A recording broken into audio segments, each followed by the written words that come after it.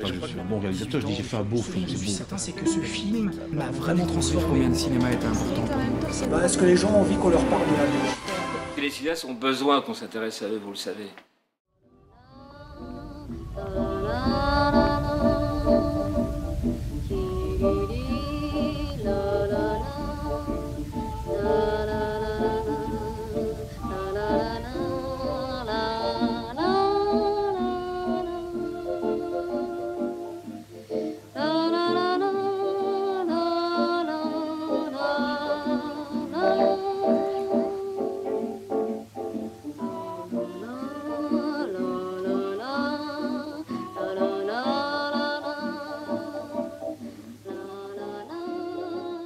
Eh bien, il y a un film qui m'a fasciné, qui m'a fasciné longtemps après l'avoir vu, j'y pensais encore, c'est un film de Lars von Trier qui s'appelle Épidémique.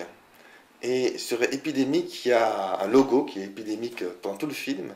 Et l'idée, c'est qu'il y a une sorte de virus dans le film qui contamine tout le film et qui contamine finalement le spectateur.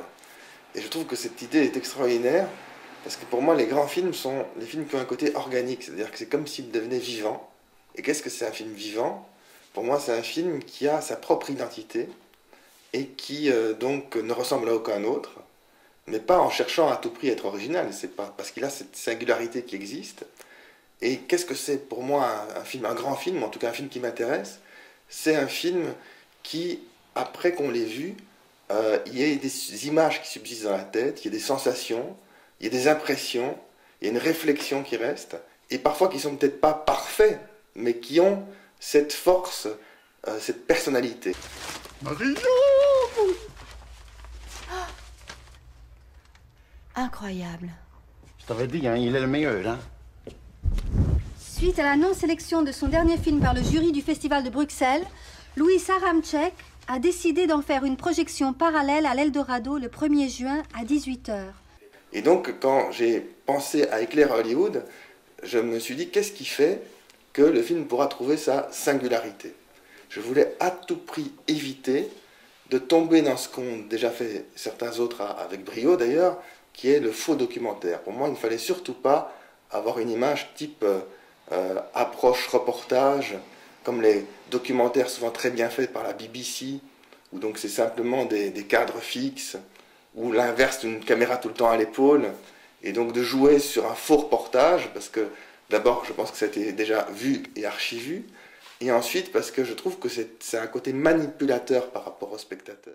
Il y a une vraie question qui est, qu'est-ce que le pouvoir du cinéma?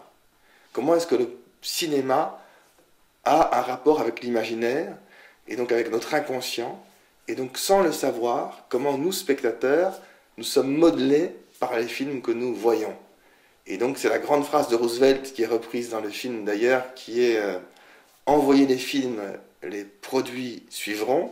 Et je pense que c'est une phrase très profonde, parce que je pense que le meilleur ambassadeur économique des États-Unis, ça a été les films américains, et que donc à travers les films américains, c'est toute la culture américaine et toute l'économie américaine qui a été distribuée par le monde.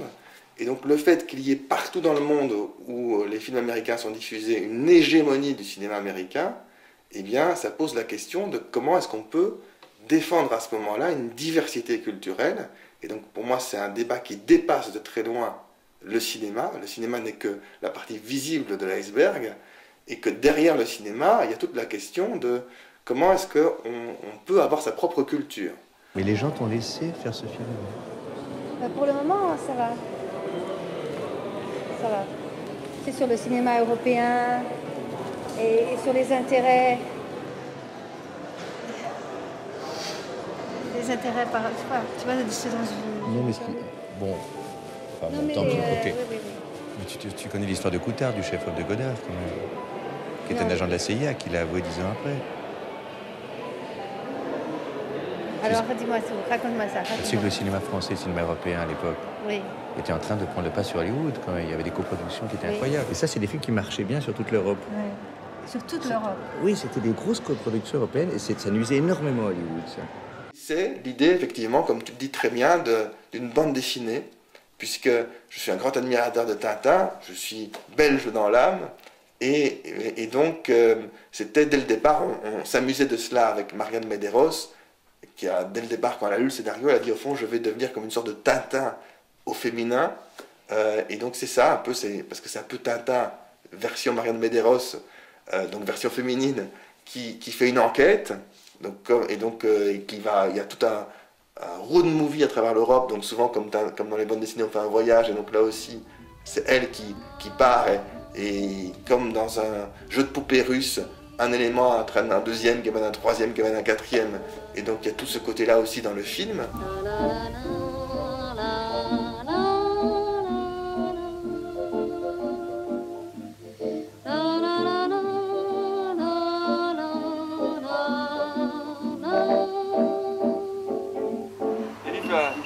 Il est cinéma fait déjà.